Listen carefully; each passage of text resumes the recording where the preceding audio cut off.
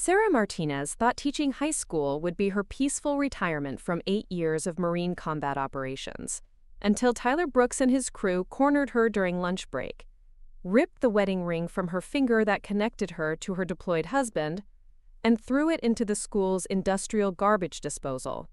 Before we jump back in, tell us where you're tuning in from, and if this story touches you, make sure you're subscribed, because tomorrow, I've saved something extra special for you.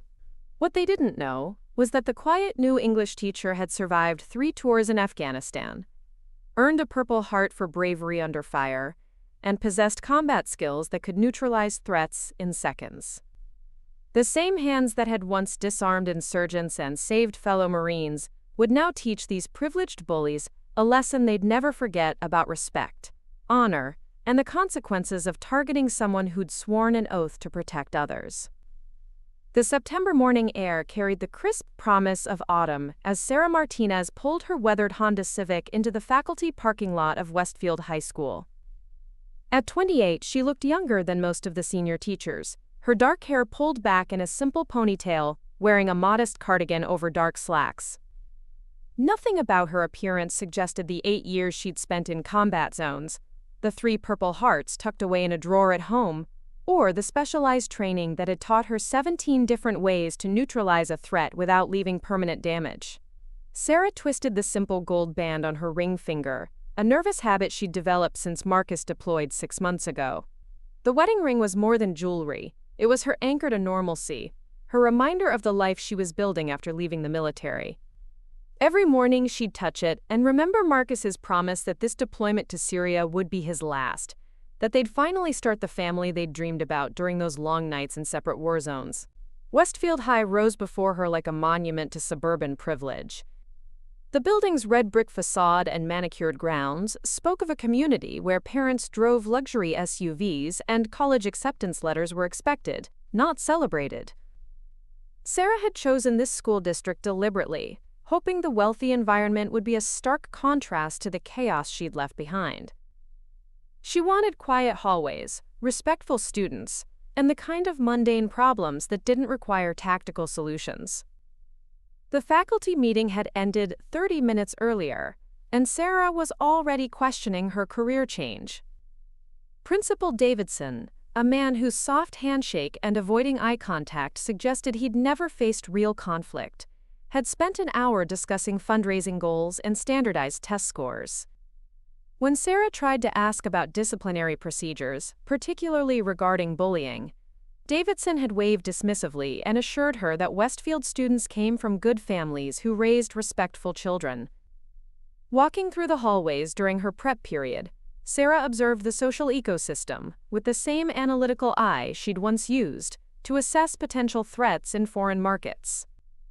The student body segregated itself into predictable clusters, the academic achievers clutching expensive laptops, the artists gathered around bulletin boards showcasing their work, the athletes in their letter jackets moving with the casual confidence of local celebrities.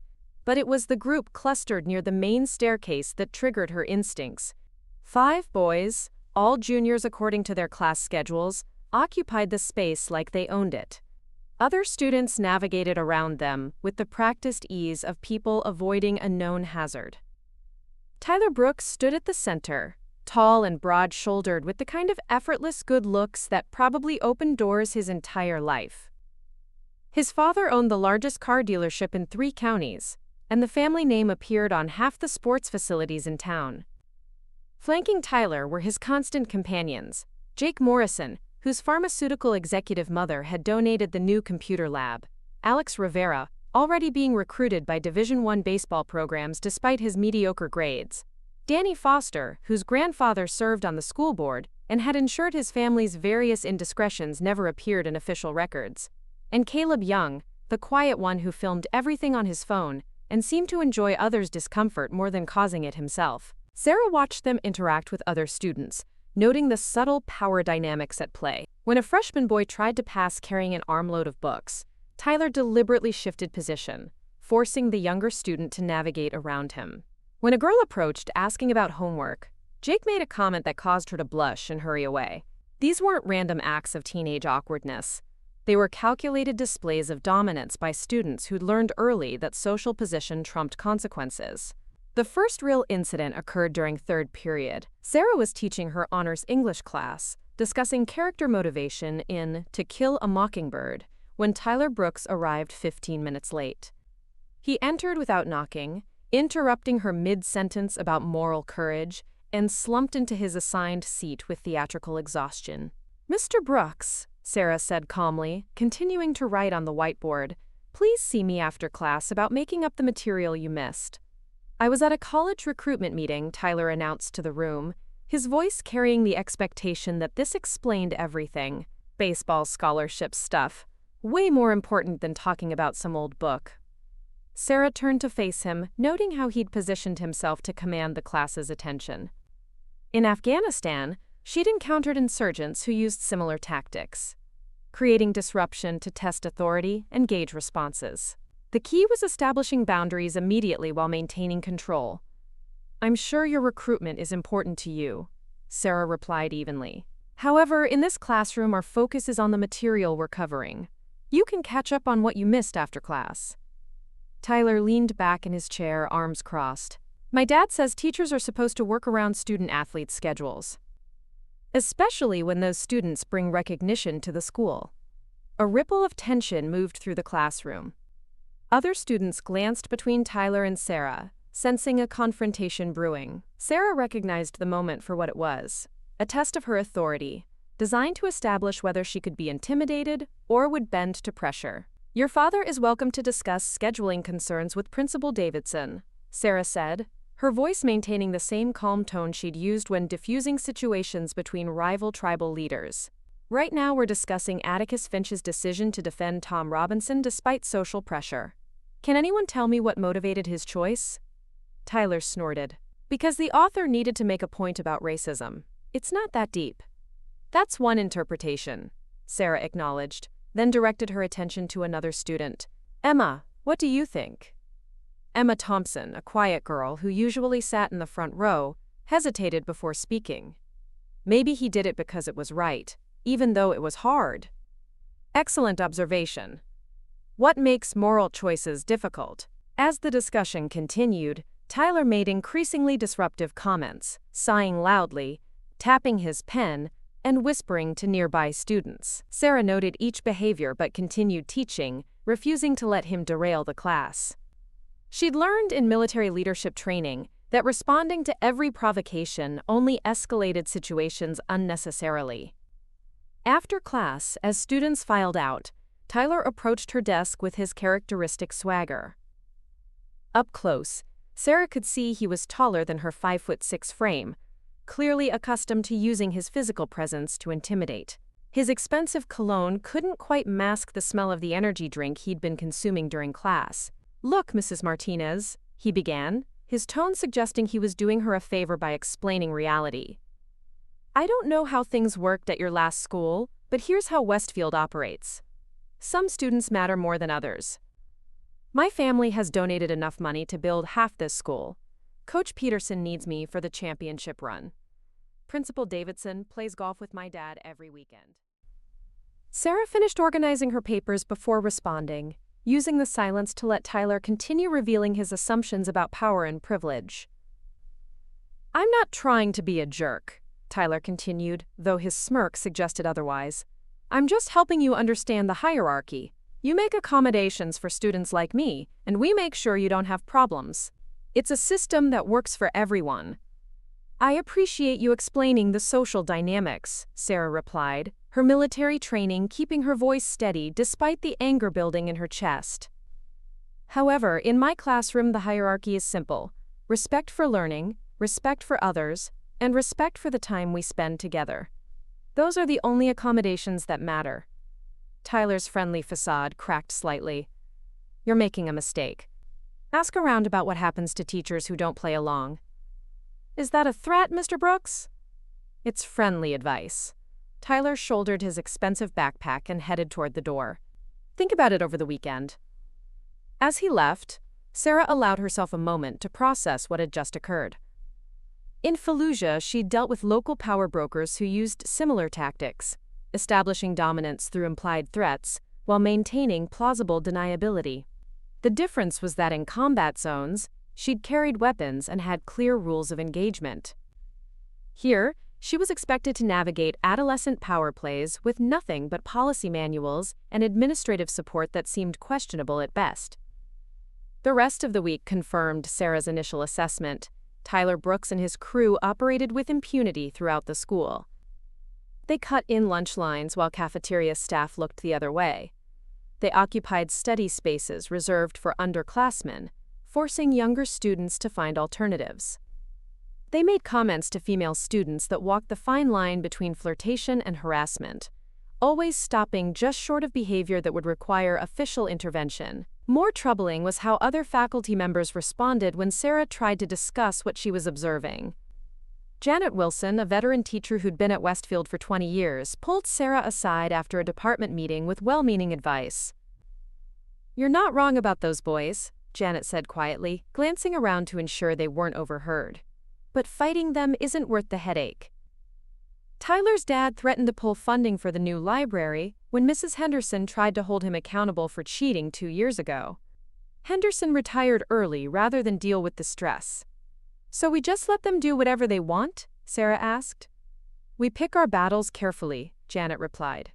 "Document everything, follow procedures to the letter, and hope they graduate before they do serious damage. It's not ideal, but it's survival." Preparing and narrating this story took us a lot of time, so if you are enjoying it, subscribe to our channel. It means a lot to us. Now back to the story. Sarah understood survival strategies better than most teachers, but she also understood that some battles were worth fighting regardless of personal cost. Every soldier who'd served under her command had mattered, regardless of their family connections or social status.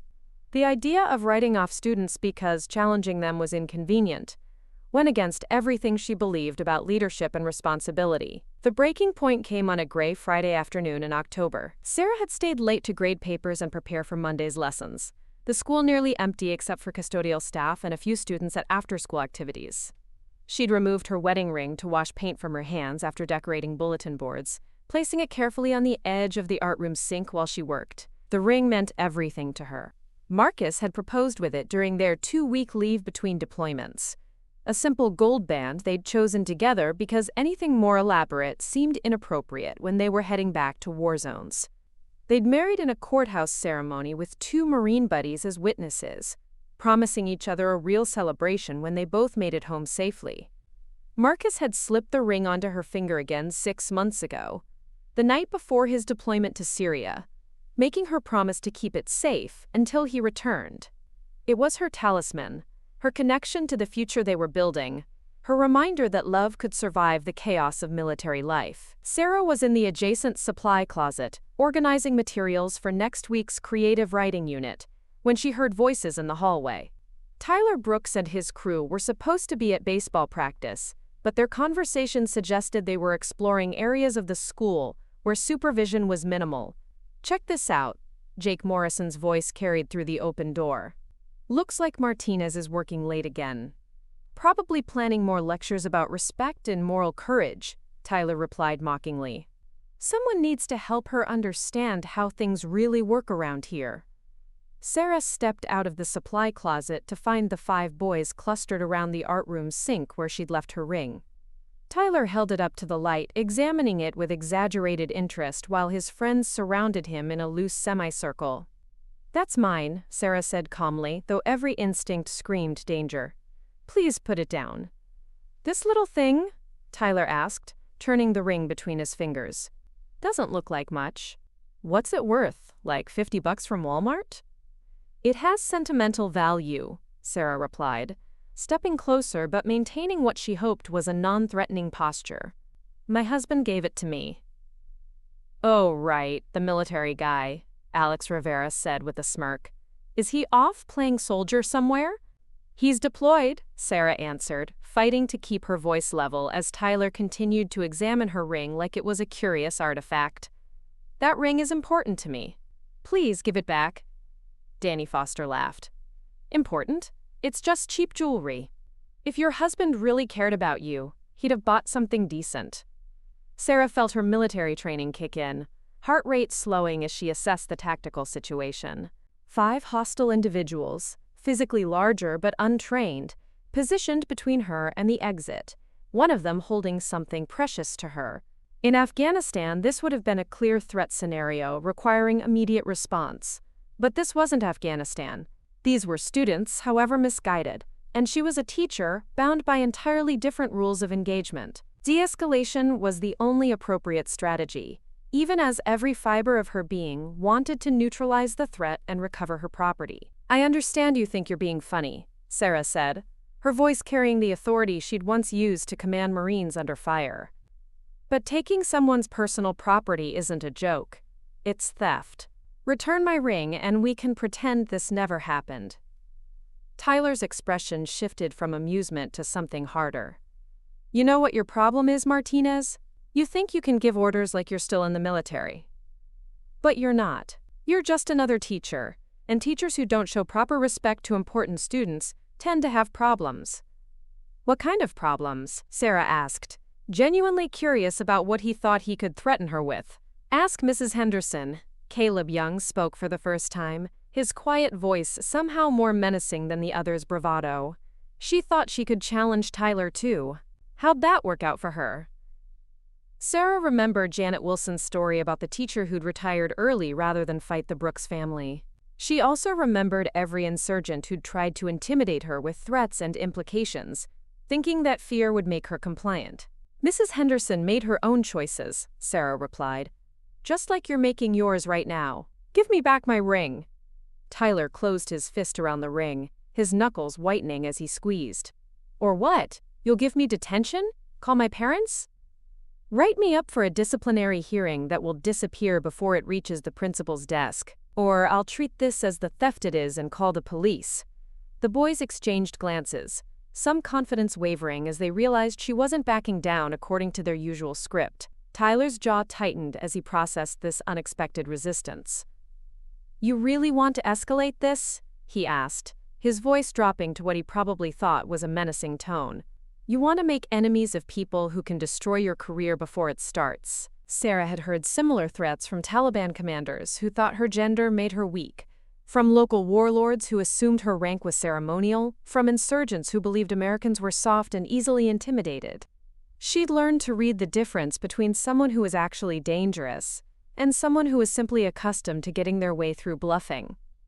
Tyler Brooks was definitely the latter. "I want my wedding ring back," she said simply. "Everything else is your choice." What happened next would replay in Sarah's mind for weeks afterward. Tyler's expression twisted with rage at her continued defiance. He'd probably never encountered an adult who didn't eventually cave to pressure from his family's influence. His entire worldview was built on the assumption that wealth and status trumped everything else, including basic human decency. "Fine," Tyler snarled, raising his hand above his head with the ring clutched in his fist. "You want your precious ring back? Here." He threw it with deliberate force across the art room toward the industrial sink in the corner, the same type of heavy-duty basin with garbage disposal that restaurants used for washing dishes. The metallic ping of gold hitting stainless steel was followed immediately by the grinding whir of the disposal unit, which someone had apparently activated moments before. The sound lasted only seconds, but Sarah felt each one like a physical blow. That ring had survived firefights in Fallujah, convoy attacks in Kandahar, and mortar strikes on forward operating bases. It had been her constant companion through 3 deployments, her tangible connection to Marcus when communication was impossible for weeks at a time. Now it was gone, destroyed by a teenager's tantrum because she'd refused to submit to his authority. The art room fell completely silent, except for the gradually fading hum of the disposal motor. Tyler's friends looked uncertain for the first time, perhaps recognizing that this had crossed a line from intimidation into genuine cruelty. Even Tyler seemed momentarily surprised by his own actions, his face flushing as the adrenaline of the moment began to fade. Sarah stared at the sink for a long moment, processing what had just occurred. In Afghanistan, she'd learned to compartmentalize emotions during crisis situations. to push grief and anger into a mental box that could be opened later when survival wasn't at stake. That training served her now as she turned back to face the 5 boys who had just destroyed the most important thing she owned. "Did you just throw my wedding ring into the garbage disposal?" she asked, her voice so calm it seemed to unnerve them more than shouting would have. "It was an accident," Tyler said quickly, but his smirk betrayed the lie. "I was trying to toss it back to you, and it went too far." "An accident," Sarah repeated slowly, as if testing the word. "You accidentally threw my ring toward the one place in this room where it would be destroyed." Jake Morrison shifted uncomfortably. "Maybe we can help you look for it?" "Could be stuck somewhere safe." Sarah walked to the sink and peered into the disposal, though they all knew what she'd find. Scattered fragments of gold metal, too small and damaged to be reassembled, mixed with whatever food waste the cafeteria staff had rinsed down the drain earlier. Her connection to Marcus, her reminder of love surviving war, reduced to worthless scraps. She turned back to face Tyler, and for the first time he seemed to recognize that something fundamental had changed. The quiet teacher who'd been trying to de-escalate the situation was gone, replaced by someone whose stillness carried a different kind of energy entirely. "You're going to pay for that," she said simply. Tyler's nervous laughter sounded forced. "Pay for what? A $50 ring? My dad spends more than that on lunch." "We'll see." Something in her tone made all 5 boys step backward instinctively. Later, they would struggle to explain what had been so unsettling about her response. She hadn't raised her voice, hadn't made threats, hadn't displayed any of the emotional reactions they'd expected. Instead, she'd spoken with the quiet certainty of someone who'd made a decision and was now simply waiting for the appropriate moment to act. "Look, Martinez," Danny Foster said, trying to restore the casual dynamic that had existed moments before. "Maybe you should think about whether this is really worth making a big deal over." "I mean, it's just a ring." "Just a ring," Sarah repeated, filing away the phrase along with everything else that had happened in the past few minutes. "You're absolutely right. It was just a ring that connected me to my husband, who's currently dodging mortar attacks in Syria, so that entitled children like you can destroy other people's property without consequences." The boys exchanged glances, some of Tyler's bravado finally cracking as they began to grasp the magnitude of what they'd done. This wasn't like cutting in line or making crude comments to freshmen. They'd destroyed something irreplaceable belonging to someone whose husband was in active combat. "We should probably get to practice," Alex Rivera said nervously, glancing toward the door. "Good idea," Sarah agreed.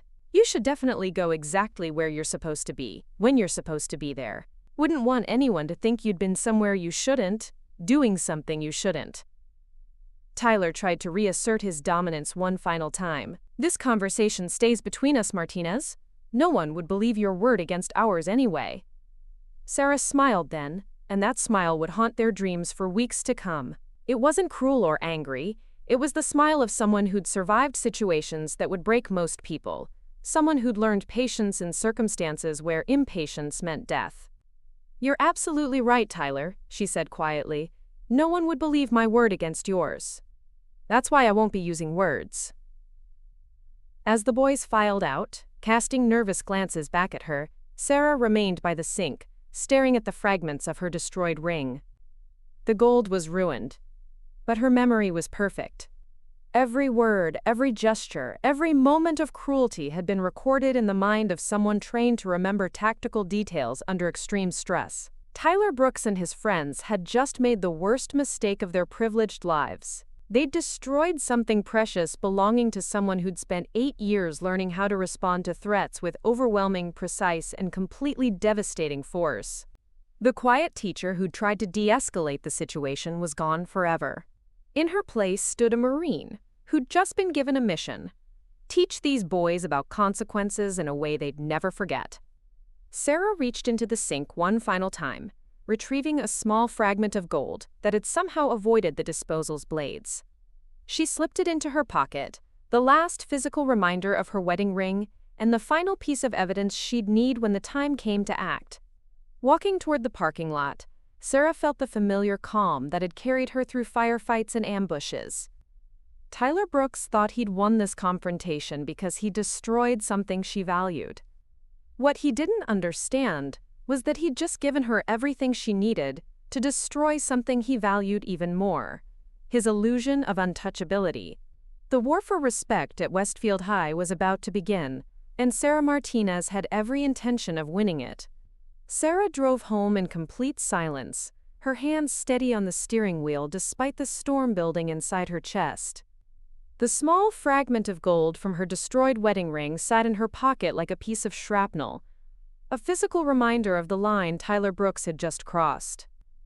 20 minutes later, she pulled into the driveway of the modest ranch house she shared with Marcus, the American flag he'd hung before deployment still flying proudly beside the front door. Inside, the house felt emptier than usual. Marcus's coffee mug still sat in the sink from 6 months ago, unwashed because Sarah couldn't bring herself to put it away. His deployment photos covered the refrigerator alongside grocery lists and lesson plans, creating a collage of the life they were building together. Sarah walked past it all to the bedroom, where she opened the bottom drawer of their shared dresser and removed a wooden box Marcus had given her before his first deployment. The box contained her service medals, including 3 Purple Hearts, earned in situations most people couldn't imagine surviving. Beneath the medals lay her military identification, discharge papers, and a photograph of her Marine unit taken in Kandahar the day before their final mission. 8 soldiers, smiling at the camera, only 6 of whom had made it home alive. Sarah touched each face in the photo, remembering their names, their stories, their families who'd trusted her to bring them back safely. She'd kept her promise to those families, just as she'd kept every promise she'd made during 8 years of military service. Now Tyler Brooks had destroyed the symbol of her most important promise, the one she'd made to Marcus the night before he deployed: to build a life worth coming home to find peace after years of war, to create something beautiful together when the fighting finally ended. Sarah placed the gold fragment next to the photograph and began planning Tyler Brooks's education and consequences. Monday morning arrived gray and cold, the kind of October weather that made students huddle deeper into their jackets and teachers reach for their second cups of coffee. Sarah arrived at school 30 minutes early, as had become her routine, but today her purpose was different. Instead of preparing lessons, she was conducting reconnaissance. She walked the hallways with the methodical precision she'd once used to map insurgent safe houses, noting camera locations, administrative schedules, and the movement patterns of key personnel. Tyler Brooks and his crew typically arrived 15 minutes before first bell, congregating by the main staircase to hold court over their domain. They ate lunch at the corner table in the cafeteria, claimed the best spots in the library during study periods, and used the athletics wing as their personal headquarters after school. More importantly, Sarah observed how other students reacted to Tyler's presence. She watched a sophomore girl change her route to avoid walking past his group. She noticed how conversations died when Tyler approached, replaced by nervous laughter and careful smiles. She saw teachers glance away when Tyler disrupted classes, their body language screaming avoidance rather than confrontation. The entire school ecosystem had adapted around Tyler Brooks and his friends, creating a bubble of consequence-free existence that allowed them to operate without fear of accountability. Sarah had seen similar dynamics in occupied territories, where local strongmen maintained power through a combination of family influence, strategic alliances, and the careful cultivation of fear among those too weak to resist. But Sarah wasn't weak, and she wasn't interested in accommodation. During her lunch break, she made 3 important phone calls. The first was to her former commanding officer, Colonel Patricia Hayes, who now worked as a military consultant for civilian institutions dealing with disciplinary problems. The second was to Marcus's unit communications officer, requesting permission to schedule a video call with her deployed husband. The third was to her brother-in-law, Detective Miguel Santos, who worked in the Juvenile Crimes Division of the State Police. Each conversation planted seeds that would bloom into Tyler Brooks's worst nightmare. Sarah's first class after lunch was Advanced Placement English, Tyler's favorite stage for performing his casual contempt for authority. He arrived precisely on time, sliding into his seat with the smug satisfaction of someone who'd spent the weekend convinced he'd successfully intimidated another teacher into submission. His friends flanked him as usual, ready to provide audience and backup for whatever performance he'd planned. "Good afternoon, everyone," Sarah said, her voice carrying none of the tension from Friday's confrontation. "Today we're beginning our unit on justice and consequence in literature. We'll start with a discussion of karma, the concept that actions have inevitable results that eventually return to their source." Tyler smirked at his friends, clearly viewing this as either coincidence or Sarah's pathetic attempt at passive-aggressive messaging. He had no way of knowing that Sarah had restructured her entire curriculum over the weekend, replacing her planned lessons with carefully selected material designed to serve a very specific purpose. "Mr. Brooks," Sarah said pleasantly, "since you seem eager to participate, would you care to define karma for the class?" Tyler leaned back in his chair, arms crossed in his characteristic pose of casual defiance. "It's just superstitious nonsense. What goes around comes around. Cosmic justice, all that spiritual garbage people believe when they can't accept that life isn't fair." "Interesting perspective," Sarah replied, making a note on her clipboard. "So you don't believe that actions have natural consequences?" "I believe that consequences depend on who you are and who you know," Tyler said confidently. "Some people get away with things because they're smart enough to understand how the world really works." Sarah nodded thoughtfully. "And what about people who aren't protected by family connections or social status? Do they deserve whatever consequences they face?" "Natural selection," Jake Morrison chimed in from his seat beside Tyler. "If you're weak enough to be a victim, that's your fault for not being stronger." The classroom fell silent as other students processed this casual cruelty. Sarah saw several faces turn red with anger or embarrassment, students who'd clearly been on the receiving end of the philosophy Tyler's crew had just articulated. She also saw fear in their expressions, the carefully cultivated terror that kept victims silent and predators confident. "That's a fascinating worldview," Sarah said, her voice remaining perfectly calm as she continued taking notes. "Mr. Rivera, do you agree with your friend's assessment?"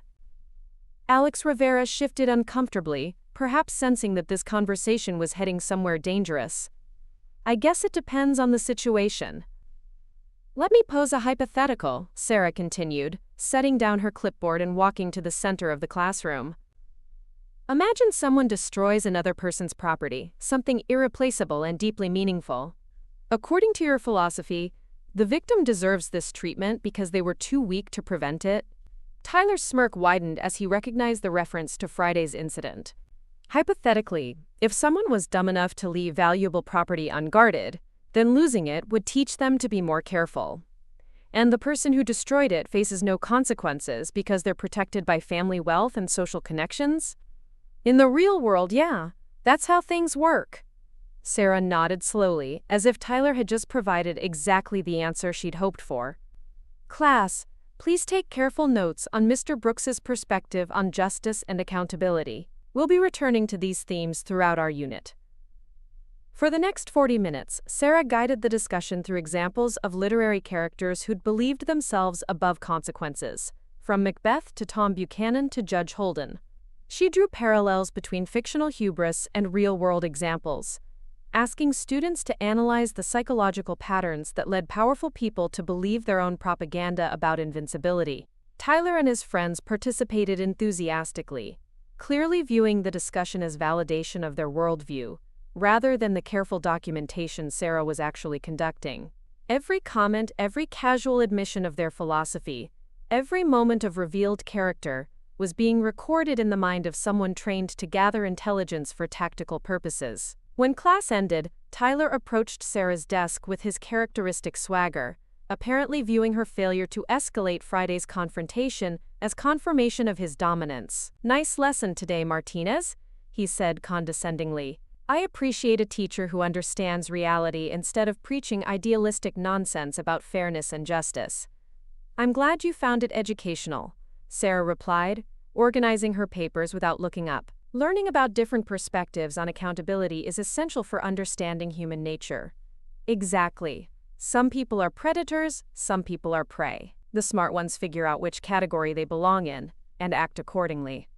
Sarah finally looked up, meeting Tyler's eyes with the same calm expression that had unnerved him on Friday. "And which category do you think you belong in, Mr. Brooks?" Tyler's grin was sharp enough to cut glass. "I think you already know the answer to that." "Yes?" Sarah said quietly. "I believe I do."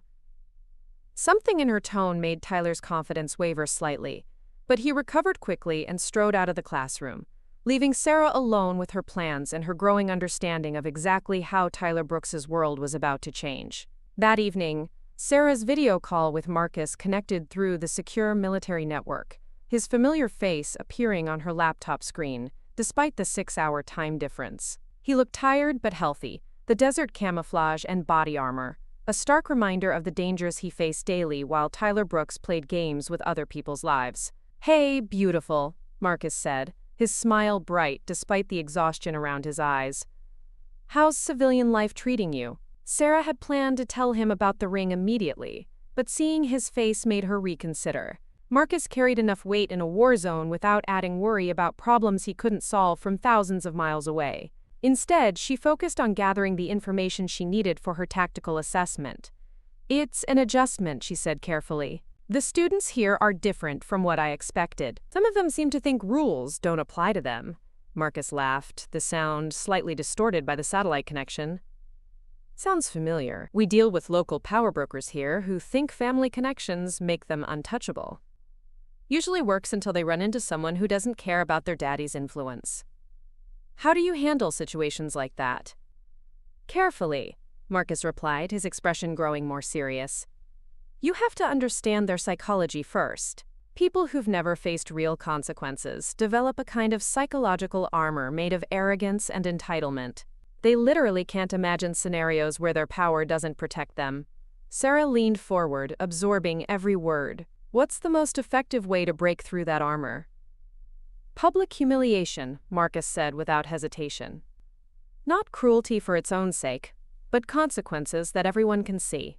When someone's entire identity is built on being untouchable, being touched destroys their power more effectively than any physical punishment." They talked for another 20 minutes about deployment schedules, home renovation plans, and the ordinary concerns of a military marriage. Sarah didn't mention the destroyed ring, partly to protect Marcus from unnecessary worry, and partly because she wanted to present him with a resolution rather than a problem. After they disconnected, Sarah opened her laptop and began researching Tyler Brooks's family with the same methodical thoroughness she'd once applied to enemy combatants.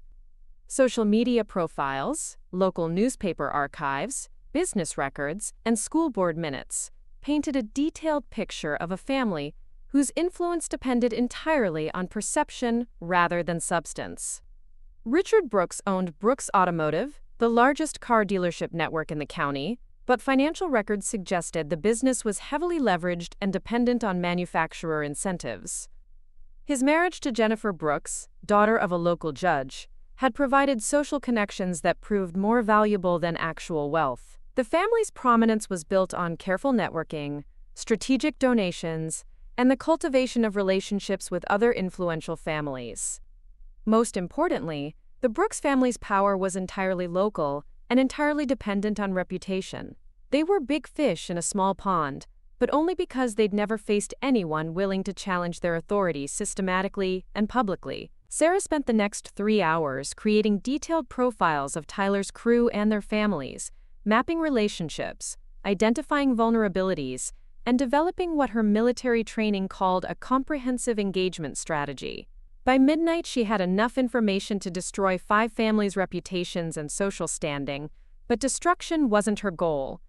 Education was. Tuesday morning brought the first sign that Tyler Brooks was beginning to understand he'd made a critical error in judgment. Sarah arrived at school to find a formal letter in her mailbox from Principal Davidson requesting a meeting to discuss, quote, "concerns that have been brought to my attention regarding classroom management and appropriate boundaries with students."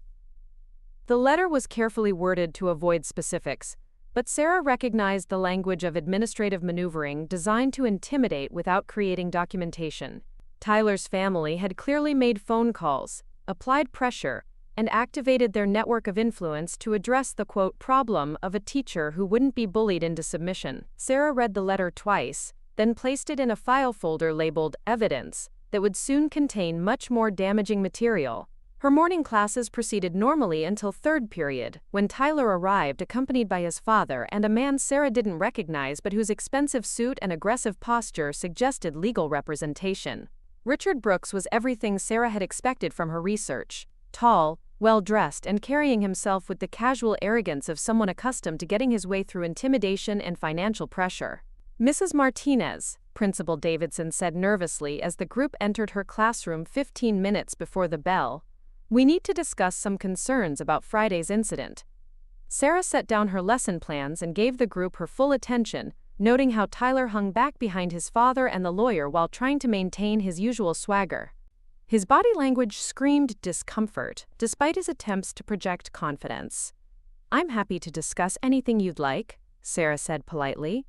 "However, I should mention that I've already documented Friday's events thoroughly and contacted appropriate authorities about the theft and destruction of my personal property." Richard Brooks stepped forward, clearly accustomed to controlling conversations through physical presence and aggressive tactics. "Mrs. Martinez, I think there's been a misunderstanding. My son tells me there was an accident with some jewelry, and we're prepared to compensate you for any damages." "How generous," Sarah replied, her voice carrying the same calm tone that had unnerved Tyler during their previous encounters. "What did Tyler tell you about this accident?" The lawyer, who'd introduced himself as David Chen but was clearly no relation to any of Sarah's former colleagues, opened his briefcase and removed a document. "We've prepared a settlement agreement that would compensate you for the fair market value of the damaged item, along with a confidentiality clause to protect all parties involved." Sarah examined the document without touching it, noting the lowball compensation amount and the extensive language designed to prevent her from discussing the incident with anyone. "This assumes I'm interested in a settlement." "Everyone's interested in a reasonable resolution," Richard Brooks said, his tone suggesting that reasonableness was non-negotiable. "Tyler made a mistake, we're willing to fix it, and everyone moves on with their lives." "What kind of mistake?" Sarah asked pleasantly. Richard glanced at Tyler, who shifted uncomfortably under his father's gaze. "He accidentally damaged your property while joking around. Boys will be boys, you know how it is." "Actually, I don't know how it is," Sarah replied. "In my experience, theft and destruction of property aren't accidents or jokes. They're criminal acts that require appropriate consequences." The temperature in the room seemed to drop several degrees as Richard Brooks processed Sarah's refusal to accept his narrative. Principal Davidson looked like he'd rather be anywhere else in the world, clearly caught between competing pressures he couldn't navigate successfully. "Mrs. Martinez," the lawyer interjected smoothly, "I think you should consider the practical implications of your position. Pursuing criminal charges against a minor for what amounts to a prank could reflect poorly on your judgment as an educator." Sarah turned to face him directly, and David Chen discovered what Tyler had learned on Friday. There was something deeply unsettling about this teacher's complete composure in the face of pressure that should have intimidated her. "Mr. Chen, are you suggesting that I should ignore criminal behavior because the perpetrator is wealthy and well-connected? I'm suggesting that reasonable people find reasonable solutions to minor problems." "I see. And if Tyler had destroyed the property of a student without family influence, would you still consider it a minor problem requiring a reasonable solution?" The question hung in the air like smoke from an explosion, revealing the fundamental assumptions underlying everything the Brooks family believed about justice and accountability. Tyler's expression shifted from discomfort to genuine alarm as he began to grasp that Sarah Martinez was not going to follow any script his family had used successfully in the past. Richard Brooks decided to abandon subtlety in favor of direct intimidation. "Mrs. Martinez, I don't think you understand your position here. My family has significant influence in this community. We've donated millions to this school district, and we maintain relationships with everyone who matters in local politics and law enforcement." "I'm sure you do," Sarah acknowledged. "Crossing my family would be a career-ending mistake for someone in your position. One phone call from me could have you blacklisted from every school district in the state." Sarah nodded thoughtfully, as if genuinely considering his threat. Mr. Brooks, can I ask you a personal question? Richard looked confused but nodded. Have you ever served in the military? No, I haven't. I don't see what that has to do with anything. Have you ever been shot at by people who actually wanted to kill you?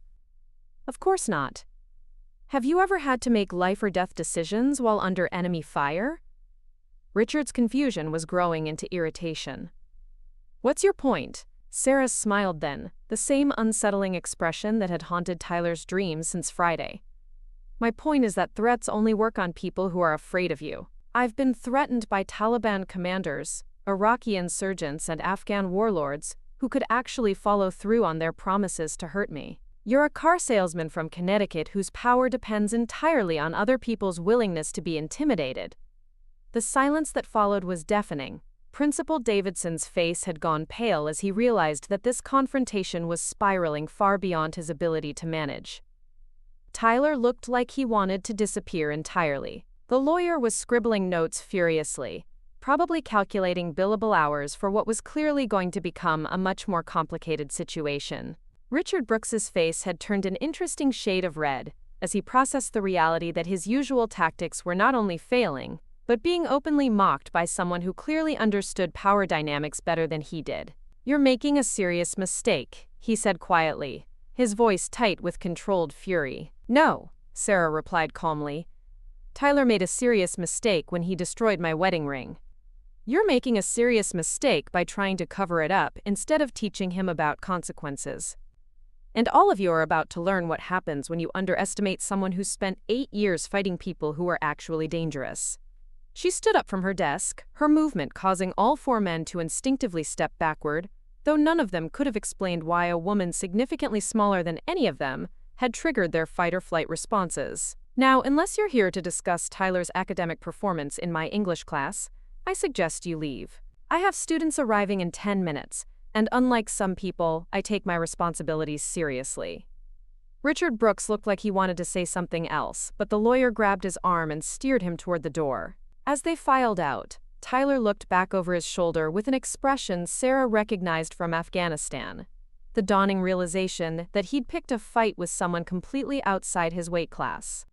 Principal Davidson lingered for a moment, his administrative instincts warring with his political survival skills. Sarah, I hope you'll reconsider your position. This could get very complicated very quickly. It was complicated the moment Tyler decided to destroy my property, Sarah replied. Everything else is just consequences. After they left, Sarah sat back down at her desk and opened her laptop. She had emails to send, phone calls to make, and a tactical plan to implement. The Brooks family had just revealed their strategy: intimidation, financial pressure, and the assumption that she would value career security over personal justice. They'd made the classic mistake of assuming their opponent would fight by the same rules that governed their comfortable world of social connections and mutual accommodation. But Sarah Martinez hadn't survived 3 tours in combat zones by following other people's rules. The war for Tyler Brooks's education and consequences was about to escalate far beyond anything his family could imagine, and Sarah had every intention of teaching them all lessons they'd never forget. By lunchtime, word had spread throughout Westfield High that something significant was happening.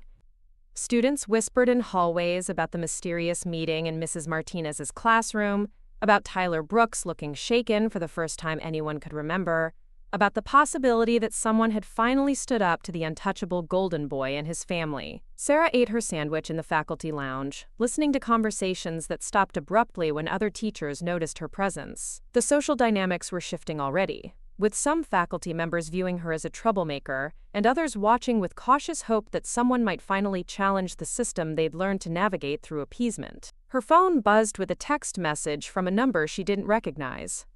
"You have no idea what you're messing with. Back down now or face the consequences." Sarah screenshot the message and added it to her growing file of evidence. Tyler Brooks and his family were about to discover that Marines were trained to escalate rather than back down when threatened, and that consequences could flow in directions they'd never considered. The afternoon classes proceeded normally until final period, when Sarah noticed several students filming her with their phones while trying to appear casual. Word had clearly spread that Mrs. Martinez was the teacher who'd stood up to Tyler Brooks, and everyone wanted to witness whatever happened next. Tyler himself was absent from final period, the first time he'd missed her class since the semester began. His absence spoke volumes about his state of mind and his family's growing concern about their ability to control the situation they'd created. As students filed out at the end of the day, Emma Thompson approached Sarah's desk nervously. The quiet girl who'd participated in their discussion about moral courage now carried herself with slightly more confidence, though her voice still shook when she spoke. "Mrs. Martinez," Emma said quietly, glancing around to ensure they weren't overheard. "I wanted you to know that a lot of us are glad someone finally stood up to Tyler and his friends." "Thank you, Emma. That means a great deal to me." "Also," Emma continued, her voice dropping to barely above a whisper, "if you need witnesses to what they've done to other students, there are people who would be willing to talk. We just never thought anyone would believe us or that it would matter." Sarah felt a familiar sensation from her military service, the moment when a successful mission revealed opportunities for an even larger victory. Tyler Brooks hadn't just destroyed her wedding ring, he'd created the conditions for his own complete downfall. "Emma, if you know students who've been hurt by Tyler or his friends, please let them know that I'm documenting everything. No one should have to face bullies alone." As Emma left, Sarah opened her laptop and began composing emails to Colonel Hayes, Detective Santos, and several other contacts from her military service. The Brooks family had chosen to escalate this confrontation, apparently believing that their local influence would overcome her determination to seek justice. They were about to learn that Marines had access to resources and networks that transcended local politics, and that some fights couldn't be won through intimidation and money. The real battle for Tyler Brooks's education and consequences was just beginning, and Sarah Martinez intended to teach him lessons that would reshape his understanding of power, privilege, and the price of underestimating people who'd sworn oaths to protect others. Outside her classroom window, Sarah could see Tyler's expensive sports car in the student parking lot, engine running as he waited for someone, probably his father, coming to collect him after their failed attempt at intimidation this morning. The car's engine noise seemed to embody everything Tyler represented: loud, expensive, and completely dependent on someone else's resources. Tomorrow would bring new challenges, new attempts at pressure, and new opportunities to demonstrate that some people couldn't be bought, threatened, or broken by those who'd never faced real adversity. Sarah touched the gold fragment in her pocket, the last piece of her destroyed wedding ring, and began planning Tyler Brooks's comprehensive education in the reality that actions have consequences, especially when those actions target people who've learned to fight back. Wednesday morning arrived with the kind of crisp autumn air that usually made Sarah appreciate her new life as a civilian. But today it carried the electric tension of impending conflict. She'd spent Tuesday evening making phone calls that would reshape the entire power structure at Westfield High, and the responses had exceeded even her tactical expectations. Colonel Hayes had connected her with a network of veteran educators who specialized in addressing institutional corruption. Detective Santos had provided contact information for investigators who handled juvenile crimes in wealthy communities. Most importantly, her former intelligence officer had introduced her to someone whose involvement would turn Tyler Brooks's comfortable world into a nightmare. Agent Rebecca Martinez from the Department of Education's Office of Civil Rights had been investigating patterns of harassment and discrimination in elite private schools for the past 3 years. Her cases had resulted in federal oversight, massive financial penalties, and criminal charges for administrators who'd covered up systematic abuse. When Sarah explained the situation at Westfield High, Agent Martinez's interest had been immediate and intense. Sarah arrived at school 30 minutes early to find a black sedan with government plates parked in the visitor section. Through her classroom window, she could see 2 individuals in professional attire speaking with Principal Davidson in his office, their body language suggesting this was not a friendly conversation. The federal investigation Tyler Brooks had unknowingly triggered by destroying her wedding ring was now officially underway. Her first period class proceeded normally, but Sarah noticed increased security presence in the hallways, and several faculty members huddled in nervous conversations between classes. Word was spreading that something significant was happening, though most people didn't yet understand the scope of what was unfolding. During her planning period, Sarah received a text message from Emma Thompson. "Tyler isn't at school today. His friends are acting weird and scared. Something big is happening." Sarah replied simply, "Focus on your studies. Everything else will work itself out." What Emma and the other students didn't know was that Tyler's absence wasn't voluntary. Agent Martinez had requested interviews with all students mentioned in Sarah's documentation, and the Brooks family's lawyer had advised Tyler to remain home while they attempted damage control. Unfortunately for them, federal civil rights investigations operated under entirely different rules than local political maneuvering.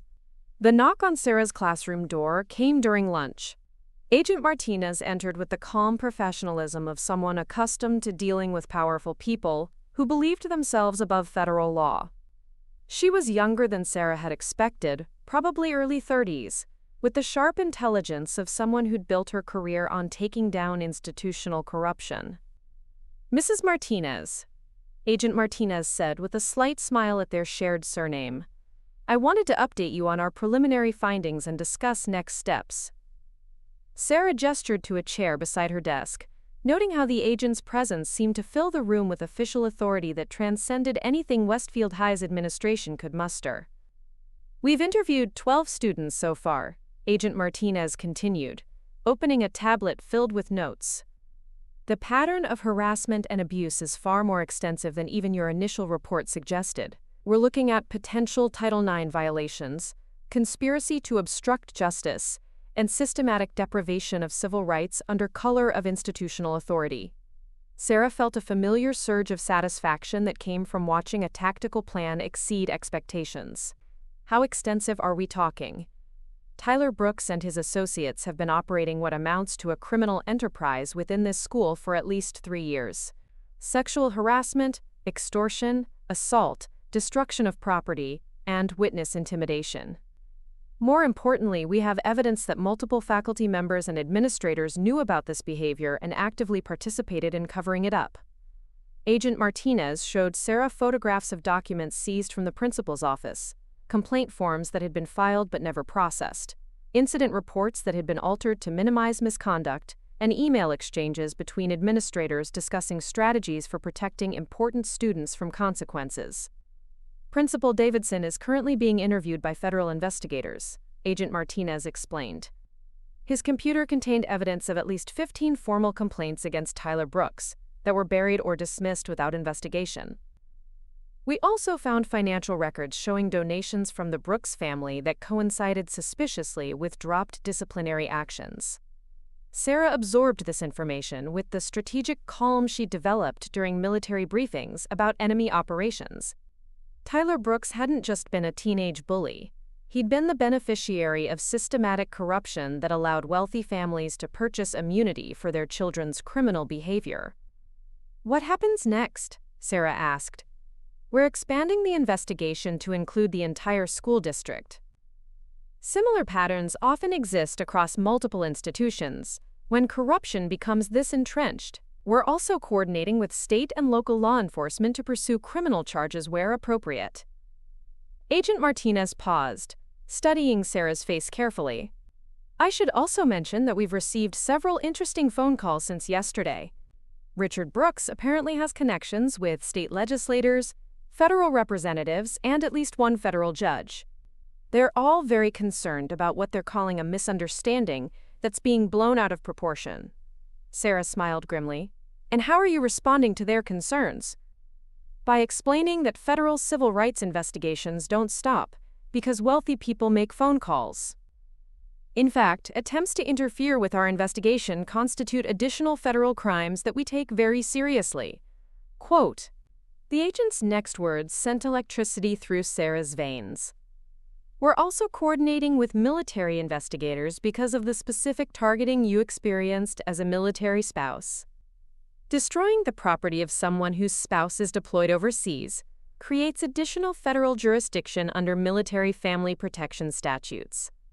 Sarah had wondered if her military status would provide additional legal avenues, but she hadn't expected the full weight of federal military family protection laws. Tyler Brooks had unknowingly committed a federal crime that carried penalties far beyond anything local courts could impose.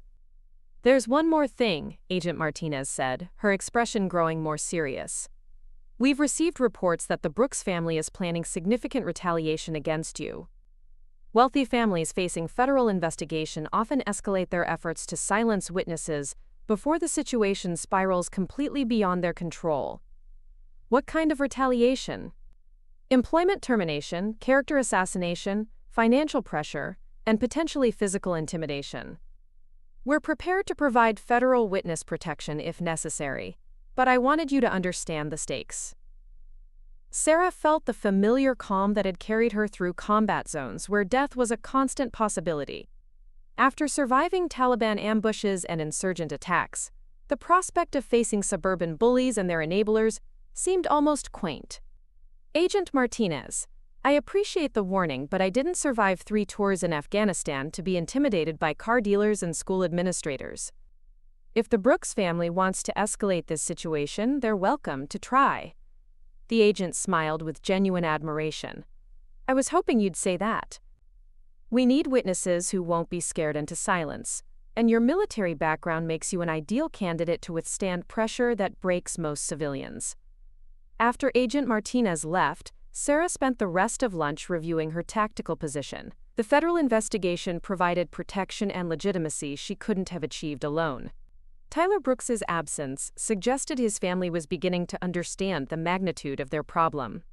Most importantly, other students were finding the courage to speak up now that they saw adult authority figures taking their complaints seriously. Her afternoon classes buzzed with subdued energy as word spread about federal investigators in the building. Students who'd seemed afraid just days ago now carried themselves with slightly more confidence, sensing that the power structure protecting their tormentors was beginning to crumble. During final period, Jake Morrison attended class alone for the first time since Sarah had started teaching at Westfield. Without Tyler's presence, he seemed smaller, more uncertain, constantly checking his phone as if expecting rescue that never came.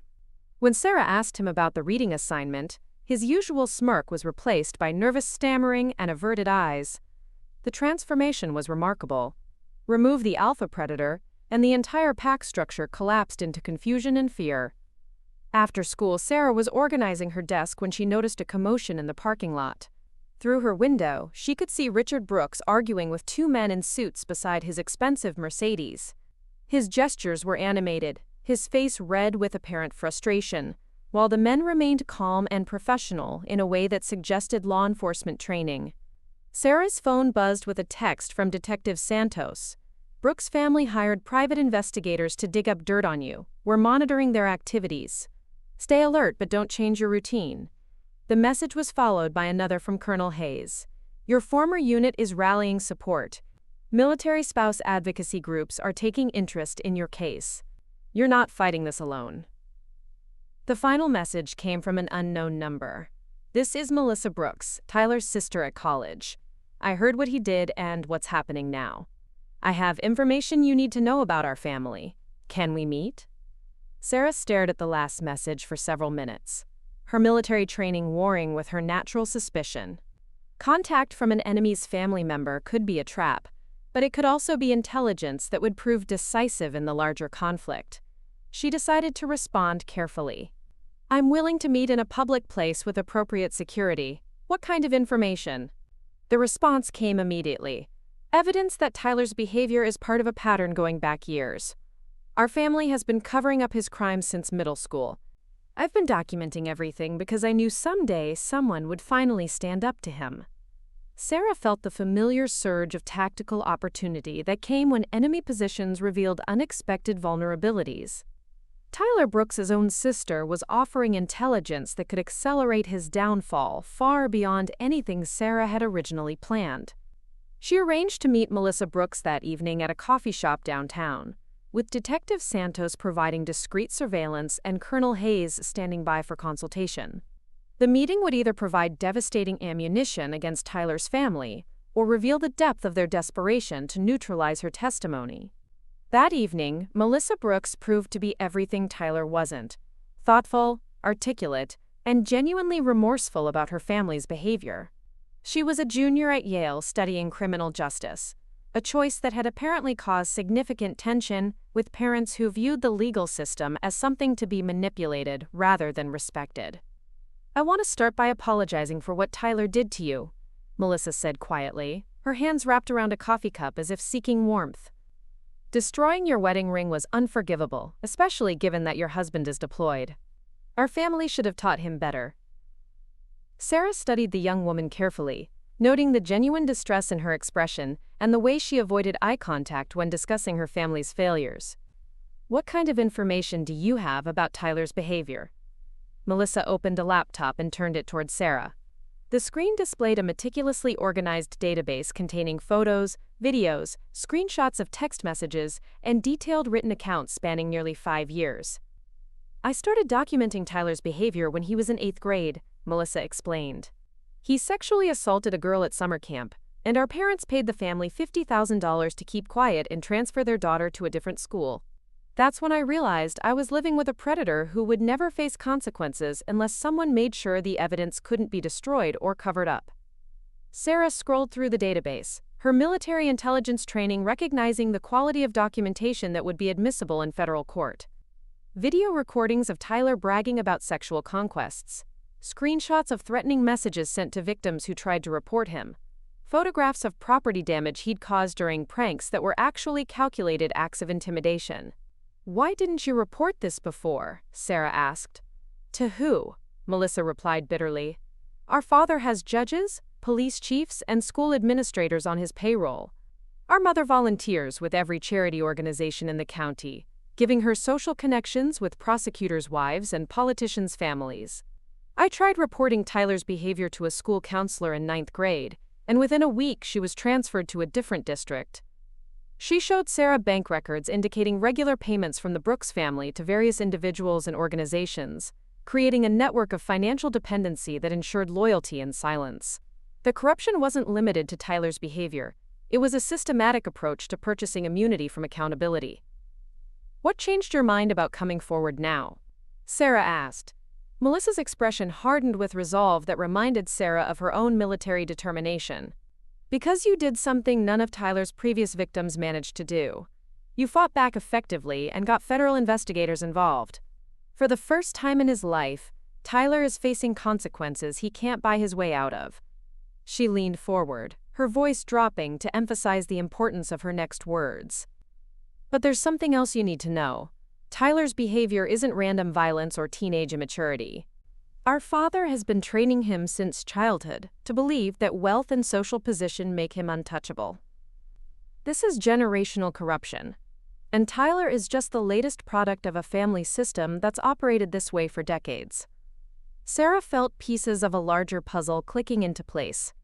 Tyler's casual cruelty, his family's immediate response with lawyers and intimidation tactics, the school administration's willingness to cover up his crimes. It all represented a carefully constructed system designed to protect predators as long as they came from the right families. "I have enough evidence to destroy our family's reputation and social standing," Melissa continued. "Business records showing Dad's dealerships are built on fraud, tax evasion documentation, evidence of bribery and corruption going back 15 years. I've been waiting for the right moment to use it." "And you think this is the right moment?" "I think Tyler destroying your wedding ring was the final straw that breaks everything open. He finally targeted someone who can't be bought, threatened, or silenced. Someone whose military background gives her access to resources and support networks that transcend local politics." Melissa closed the laptop and met Sarah's eyes directly. "I want to testify for the federal investigation.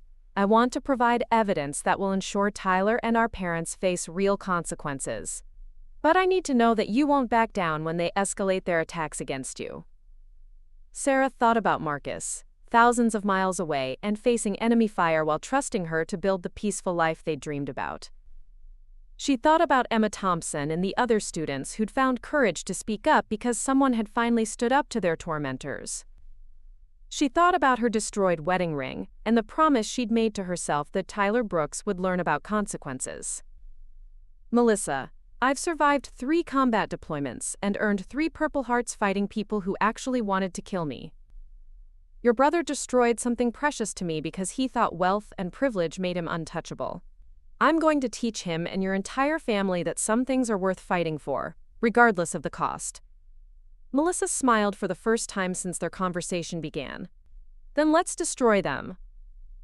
The alliance between Sarah Martinez and Melissa Brooks would prove to be Tyler's worst nightmare, a military veteran with tactical expertise, and a family insider with devastating evidence, both committed to ensuring that privilege could no longer purchase immunity from justice. Thursday morning brought news that sent shockwaves through Westfield High's carefully maintained social order. Principal Davidson had been placed on administrative leave pending federal investigation, with Dr. Sandra Kim appointed as interim principal. Dr. Kim's first act was to announce mandatory assemblies for all students and faculty regarding new policies on harassment, bullying, and institutional accountability. More significantly, Tyler Brooks had been formally charged with destruction of property, theft, and intimidation of a federal witness. The charges carried potential jail time and would appear on his permanent record, effectively destroying his college prospects and athletic scholarships. His friends Jake Morrison, Alex Rivera, and Danny Foster had also been charged with conspiracy and witness intimidation based on evidence provided by Melissa Brooks and federal investigators. Sarah arrived at school to find the parking lot filled with news vans and reporters who'd gotten wind of the federal investigation into systematic corruption at one of Connecticut's most prestigious public schools. The story had all the elements that attracted media attention: wealthy families, institutional corruption, military family targeted, and a dramatic confrontation that had triggered federal intervention. Her phone had been buzzing constantly with interview requests, but Sarah had declined them all on advice from Agent Martinez. Federal investigations required careful management of public information, and premature media exposure could jeopardize prosecution efforts. The first sign that Tyler's world was completely collapsing came during second period, when Caleb Young approached Sarah's desk with shaking hands and tear-filled eyes. The quiet boy who'd filmed Tyler's cruelty for entertainment now looked terrified and desperate. "Mrs. Martinez," he whispered, glancing around to ensure they weren't overheard, "I need to talk to you about Tyler and what we did to other students. I have videos and recordings that the investigators need to see." Sarah had expected Tyler's crew to close ranks and protect each other, but federal pressure was revealing the fundamental cowardice underlying their group dynamic. Without Tyler's leadership and his family's protection, they were just frightened teenagers facing adult consequences for criminal behavior. "Caleb, you should speak directly with the federal investigators. They can provide immunity in exchange for cooperation and evidence." But Tyler said his dad would make sure we all went down together if anyone talked. He said our families would be destroyed if we betrayed him. Sarah recognized the psychology of abuse and control that Tyler had learned from his father's corrupt business practices. Keep your accomplices scared and dependent, ensure their fates were tied to yours, and maintain loyalty through fear rather than respect. "Caleb, Tyler can't protect you anymore. His father is being investigated for federal crimes, and their lawyers are focused on saving themselves. If you have evidence of criminal behavior, cooperation with federal investigators is your only chance to avoid serious legal consequences." By lunchtime, word had spread that 3 more students from Tyler's crew had requested meetings with federal investigators. The carefully constructed loyalty that had protected Tyler's criminal enterprise was disintegrating under pressure that his family's local influence couldn't address. Sarah spent her lunch period in the office of Dr. Kim, who proved to be everything Principal Davidson wasn't: direct, competent, and committed to institutional accountability rather than political survival. "Mrs. Martinez," Dr. Kim said, reviewing a thick file of documentation, "I want to apologize on behalf of this institution for the harassment you've endured and the systematic failure to address Mr. Brooks's criminal behavior. The federal investigation has revealed corruption that goes far beyond anything I imagined possible in a public school." Sarah appreciated the directness after days of dealing with Davidson's evasions and political maneuvering. "What changes are you implementing?" "Complete restructuring of disciplinary procedures, mandatory reporting protocols for all faculty and staff, independent oversight of complaints involving wealthy or influential families, and federal monitoring of our compliance with civil rights statutes. Dr. Kim leaned forward, her expression growing more serious. I also want you to know that we've identified at least 23 students who were victimized by Tyler Brooks and his associates over the past 3 years. Many of them are now willing to provide testimony because your courage in fighting back gave them hope that justice was actually possible. Sarah felt the familiar weight of leadership responsibility that had defined her military service. Her decision to fight Tyler Brooks had evolved far beyond personal revenge into something that could protect dozens of other students and reform institutional corruption that had operated unchecked for years. There's something else, Dr. Kim continued. We've received reports that the Brooks family is planning significant escalation of their attacks against you. Private investigators, social media campaigns, and potentially physical intimidation. Federal authorities are providing protection, but I wanted you to understand the stakes. I understand the stakes better than most people, Sarah replied. The question is whether this community is ready to support real change, or if they'll cave to pressure from wealthy families who want to return to business as usual. The answer to that question came sooner than expected. During final period, Sarah's classroom filled with students who weren't enrolled in her class. Emma Thompson led a group of nearly 30 students who wanted to express their support and share their own stories about Tyler Brooks's reign of terror. Mrs. Martinez, Emma said, her voice stronger than Sarah had ever heard it. We wanted you to know that you're not fighting this alone. Tyler and his friends hurt a lot of us, and we're ready to testify about what really happened. One by one, students shared stories that painted a comprehensive picture of systematic abuse enabled by institutional indifference. Sexual harassment disguised as flirtation, theft of property blamed on carelessness, physical intimidation dismissed as roughhousing, and academic sabotage covered up to protect athletic eligibility. Most importantly, Sarah learned that Tyler's victims included students from wealthy families who'd been silenced through their parents' social connections with the Brooks family. The corruption had protected Tyler even from consequences that should have resulted from targeting other privileged students. Why are you all coming forward now? Sarah asked. Because you showed us that fighting back was possible, said Marcus Chen, a senior whose academic achievements had been undermined by Tyler's systematic harassment. You're military. You're trained for this kind of conflict. But you also proved that regular people can stand up to bullies if they're brave enough to accept the consequences.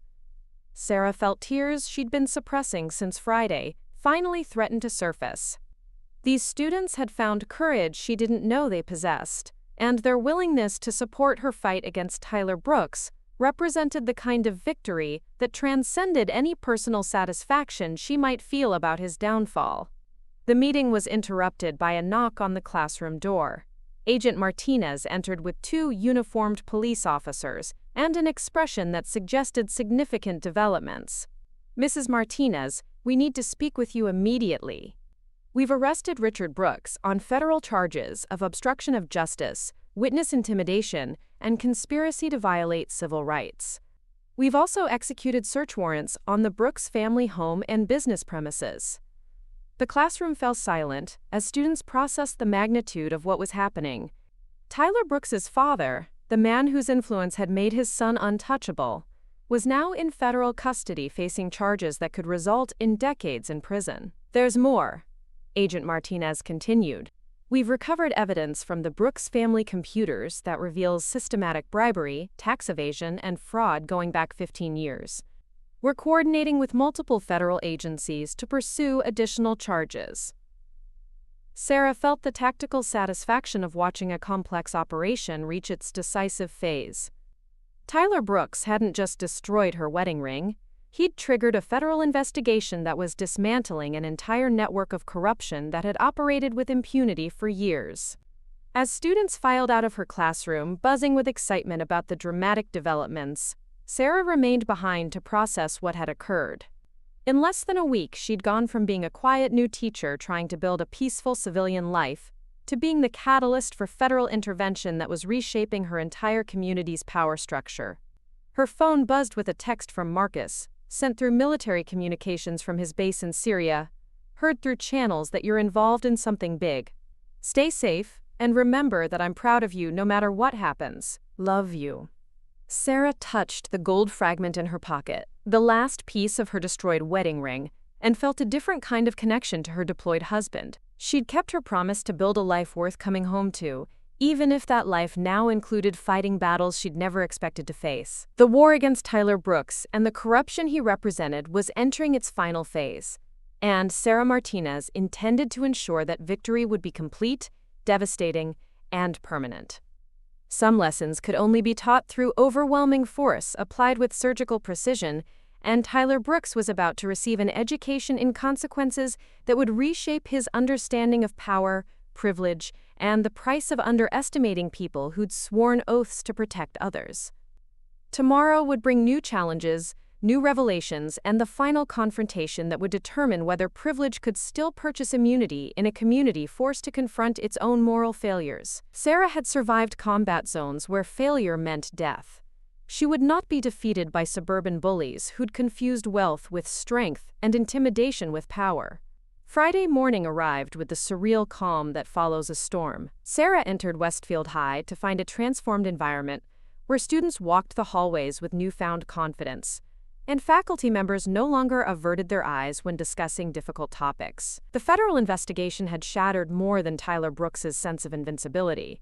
It had broken the culture of fear that had allowed systematic abuse to flourish unchecked. Tyler returned to school that morning, flanked by 2 different lawyers and wearing an electronic monitoring device around his ankle. His bail conditions required supervised attendance at classes while awaiting trial, creating the bizarre situation of a federal defendant forced to face his victims in the very environment where he'd once reigned supreme.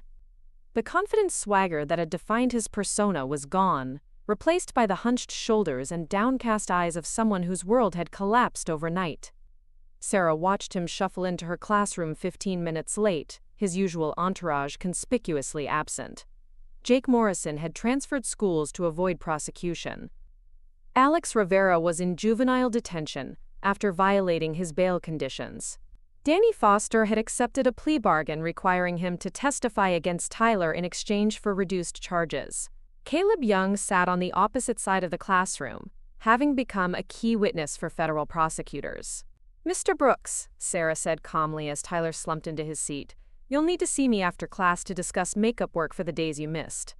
Tyler's response was barely audible. "Yes, ma'am." The transformation was complete. The predator who'd destroyed her wedding ring in an act of casual cruelty now spoke to her with the deference of someone who'd learned the difference between temporary privilege and lasting consequences.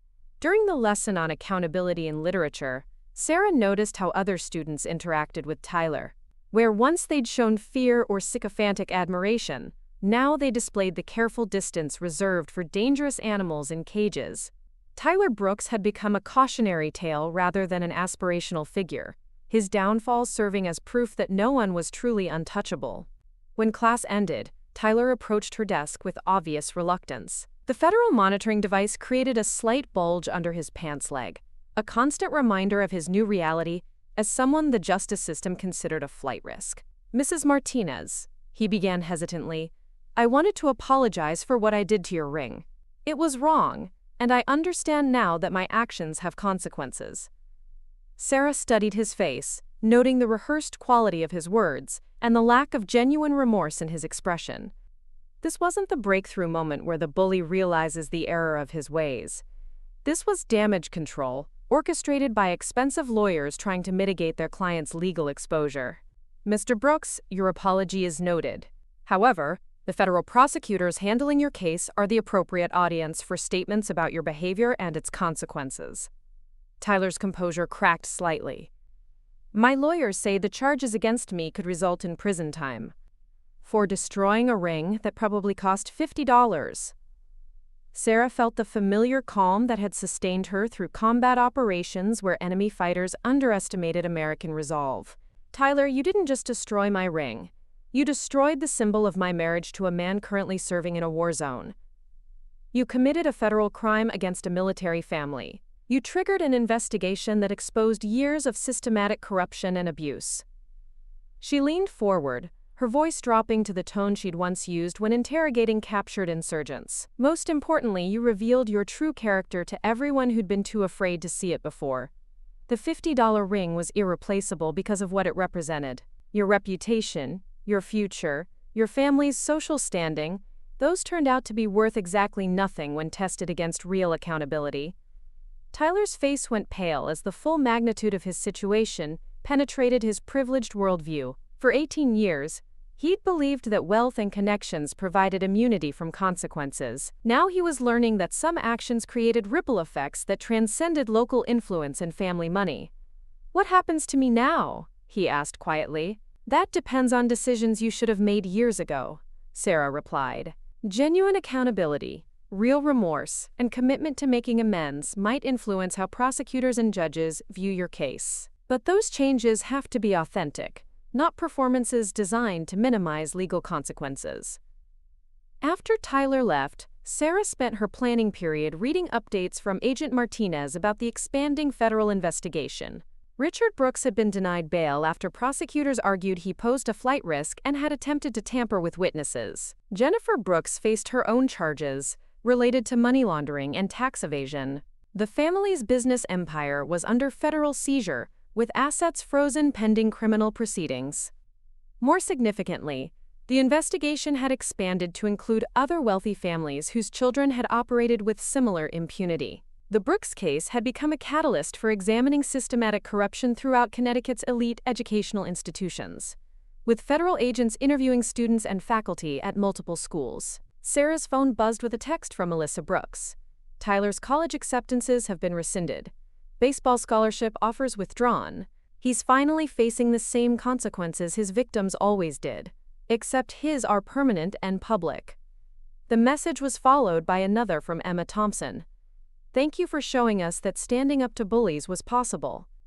The whole school feels different now. People are treating each other with respect because they know there are actually consequences for cruelty." During lunch, Dr. Kim invited Sarah to her office to discuss long-term changes being implemented at Westfield High. The interim principal had used the federal intervention as an opportunity to restructure policies that had enabled systematic abuse for years. "We're implementing mandatory reporting protocols that remove administrator discretion for serious incidents," Dr. Kim explained. "Anonymous reporting systems that bypass local authority figures. Independent oversight from state education officials. Most importantly, we're ending the practice of treating wealthy families differently than other families." Sarah nodded approvingly. "What about the culture that allowed this corruption to flourish? That's the harder challenge. We're bringing in counselors specializing in institutional trauma, implementing restorative justice programs, and creating support systems for students who've been victimized. Change will take time, but the federal oversight ensures we can't backslide into old patterns." The afternoon brought news that completed Tyler Brooks's transformation from predator to cautionary tale. Word spread quickly that he'd been expelled from Westfield High pending criminal proceedings, with his diploma withheld until legal matters were resolved. His carefully planned future of college athletics and social prominence had been replaced by the prospect of federal prison and permanent status as a convicted felon. Sarah's final class of the day was interrupted by a knock from Agent Martinez, who entered with news that would reshape the entire Brooks family dynamic permanently. "Mrs. Martinez, I wanted to update you on some significant developments. Richard Brooks has accepted a plea agreement requiring him to serve 8 years in federal prison and pay restitution to all identified victims. Jennifer Brooks will serve 3 years and forfeit assets obtained through criminal activity." The agent paused before delivering the most important news. Tyler Brooks will be tried as an adult on federal charges. If convicted, he faces up to 15 years in prison and lifetime registration as someone who committed crimes against military families.